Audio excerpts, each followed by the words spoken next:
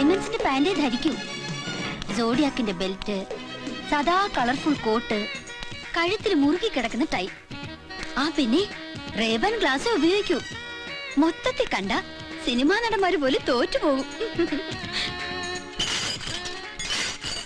ഓ എന്റെ ദൈവമേ, എത്ര ദിവസമാണ് തുടങ്ങിയിട്ട് ഇനി ഇതൊന്ന് മാറ്റിയില്ലേ? നിനക്കൊക്കെ ഞാൻ ശമ്പളം തരുന്ന വെറുതെ. ഇവരൊക്കെ കൂടി എന്നെ കുത്തോളം എടുപ്പിക്കും. ഓഹോ, ഈ തുരുമ്പൊക്കെ ഇനി ഇവിടുന്ന് തൂക്കി മാറ്റിയില്ലേ? ഇപ്പൊ തീരുമാനം മുതലാളി, നല്ല ഒന്നാന്തര ഇരുമ്പ് തന്നെ മുതലാളി. തുരുമ്പെന്നും പറഞ്ഞ് വില കുറച്ചേക്കല്ലേ.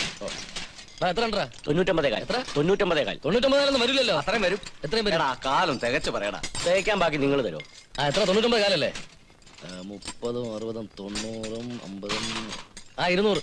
200ന്റെ കൂടെ 50 കൂടെ കൂട്ടിക്കോ. 250, 250. ഓ 250, 250 തന്നെ. കണക്കൊന്നും എന്നെ പഠിപ്പിക്കില്ലേ? 200 ഉണ്ട്. പിടി വിട്. ആർക്കു വേണ്ടിയാ മുതലാളി ഇങ്ങനെ കാശുണ്ടാക്കുന്നത്? എന്തോ കാശുണ്ടാക്കുന്നത് എനിക്കും എന്റെ ഭാര്യയ്ക്കും സുഖമായിട്ട് ജീവിക്കാൻ തന്നെയാ. എന്ത് വിഷമുണ്ടോ? ജീവിച്ചോ. ഇയാൾ ഇന്ന് മുഴുവൻ ഇത് വെച്ച് കളിച്ചോണ്ടിരിക്കും. ഒന്ന് വേഗം ആവട്ടോ. ചാടി നില്ലടോ. ഇന്നെന്താ പതിവില്ലാത്തൊരു കൂൾ ഡ്രിങ്ക്സ് കൂടി? ഓ പതിവായിട്ട് കൂൾ ഡ്രിങ്ക്സ് കുടിച്ചോളണമെന്ന് നിയമമൊന്നും ഇല്ലല്ലോ. ഇനി മുതൽ ഞാൻ ലൈഫ് ഇത്തിരി എൻജോയ് ചെയ്യാൻ തീരുമാനിച്ചു. നമ്മുടെ കൊച്ചുരാമൻ എന്ത് ചെയ്യും? അവനെ ഞാൻ ലേലത്തിൽ പറഞ്ഞോണ്ടിരിക്കുക. ആഹാ, കൊച്ചുരാമൻ ഇപ്പൊ ലേലത്തിനൊക്കെ പോറായോ? എന്ത് കൊച്ചുരാമന് ലേലത്തിന് പൊയ്ക്കൂടെ?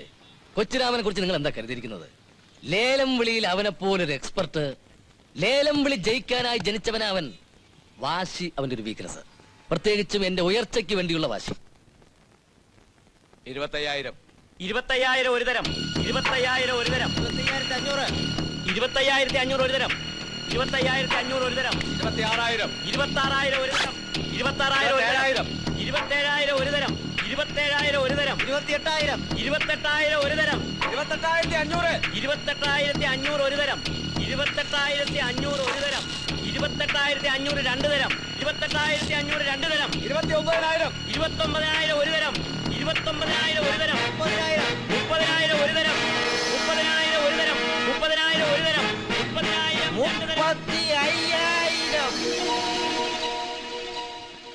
35,000 ഒരു തരം.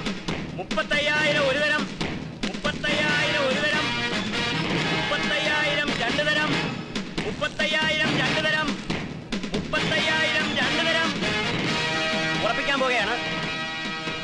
30,000 മൂന്ന് തരം. വാശി എന്റെ ഒരു വീക്ക്നെസ് ആണ്.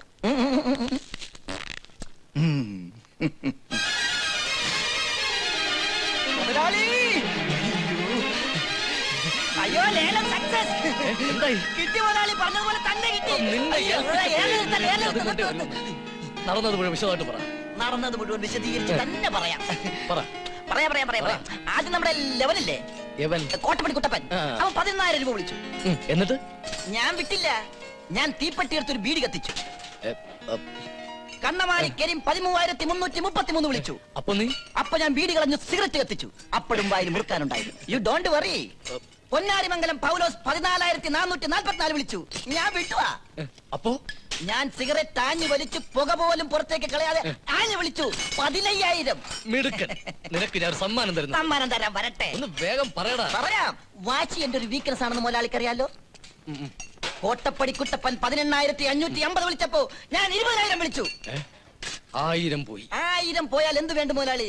ഒടുവിൽ ഞാൻ 35,000 ഉറപ്പിച്ചു. 30,000 വിളിക്കാൻ നിന്റെ അപ്പം കാശന്റെ കൊണ്ടുവന്നിരിക്കുന്ന ഭയങ്കര ചതിയായി പോയല്ലോ മുതലാളി. ഞാനല്ല ചതിച്ചത്, എന്റെ കൂടെ വിളിച്ചവരാ. അവര് കൂട്ടിക്കൂട്ടി വിളിച്ചപ്പോ മുതലാളിയുടെ ചീത്തപ്പേര് കളയാതിരിക്കാൻ ഞാൻ കേട്ടു വിളിച്ചു. മുതലാളി വിഷമിക്കണ്ട. അടുത്ത ലേലത്തില് എന്റെ വീക്ക്നെസിന്റെ ഡോസ് അല്പം കുറച്ചോളാം മുതലാളി. എന്റെ വായിരിക്കുന്ന കകടം. അപ്പൊ നാളെ കണ്ണമാലി ലേലത്തിന് പോണ്ടേ? കണ്ണമാലിയല്ല, കണ്ണമാലി അല്ലേ? ഓ, എത്തിയോ? ഒരാഴ്ചയായി പുറപ്പെട്ടിട്ട്. ഇത് കാണാൻ മുതലാളി. ഒന്നിങ്ങോട്ട് ഹെൽപ്പ് ചെയ്യടാ. ഇതിന് സ്റ്റാൻഡ് ഇല്ലേ? ലേലത്തിലുള്ള വാശി കാണുന്നില്ല.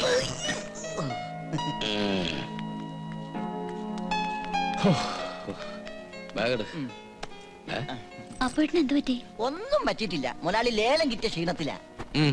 ദേഹത്ത് നല്ല ചൂടുണ്ടല്ലോ. ഏയ്, ഓ ദേഹത്ത് ചൂടോ? പൊട്ട് കിട്ടിയ തലക്കിട്ടാണല്ലോ. ചൂട് വരേണ്ടത് തലക്കല്ലേ? തമാശ കേട്ടിട്ട് എനിക്ക് ചിരി വരുന്നില്ല.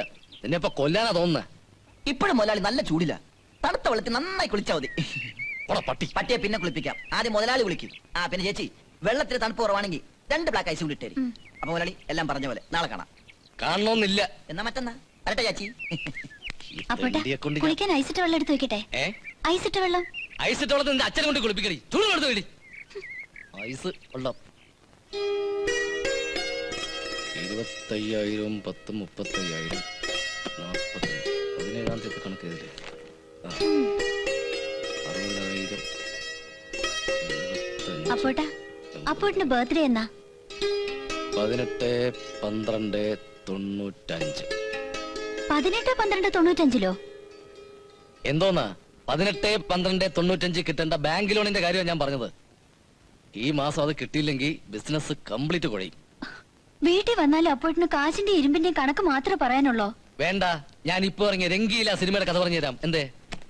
അതെ, നീ ഒരു ഇരുമ്പ് കച്ചവടക്കാരന്റെ ഭാര്യ, അത് മറക്കണ്ട.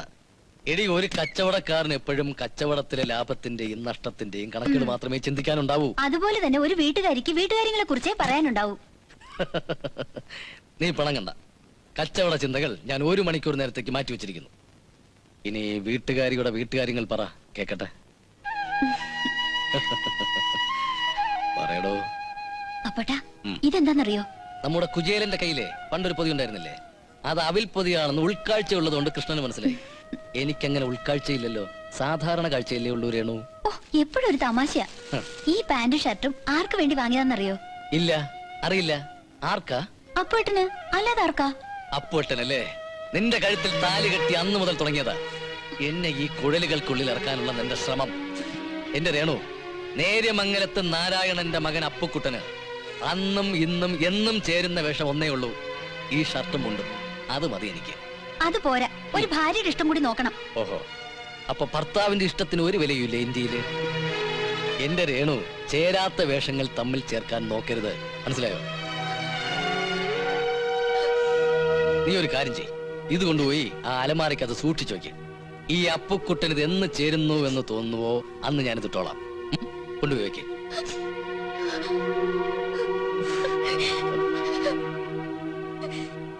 എന്തിനാ നീ നിന്നിങ്ങനെ മോങ്ങുന്നേ? അതിനിപ്പോ ഇവിടെ എന്താ ഉണ്ടായേ? മോങ്ങിക്കോ മോങ്ങിക്കോ. അരകത്തിന് ഈ വർഷം എനിക്ക് സ്വസ്ഥത ഉണ്ടായിട്ടുണ്ടോ? എങ്ങനെ ഉണ്ടാവും? കഴിഞ്ഞ വർഷം 1-ാം തീയതി ഈ വീട്ടിൽ കയറി വന്നത് അപ്പുറത്തെ ആ ദരിദ്രാസിയല്ലേ?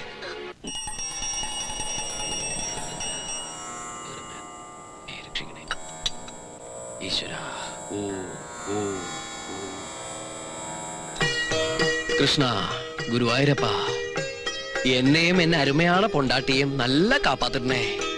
കൃഷ്ണ, സംസ്ഥാനം പോകണേ.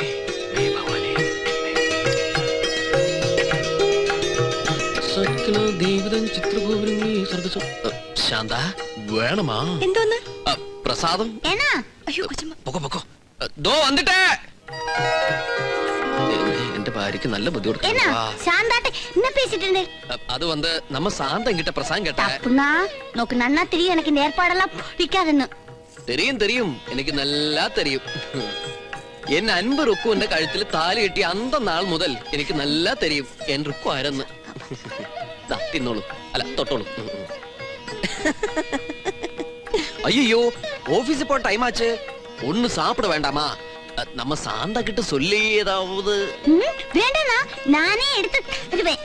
வேണ്ട ருக்கு, டாக்டர் என்ன சொல்லிருக்கு தெரியலையா? உனக்கு பெட்ரஸ் தானே? டாக்டர்ஸ் எல்லாம் அப்படித்தானே இல்லவா? நான் ரெஸ்ட் எடுத்தாச்சுன்னா உங்களை யார் பாக்குறது? அது பிரச்சனை இல்ல, உள்ள நம்ம சின்ன கண்ணு இருக்கு இல்லையா? போங்கண்ணா. ஐயோ, அப்படி போவாது, மெதுவதா போனோம். இப்படி இருக்குமா? வாடக்கண்ணா. போங்க.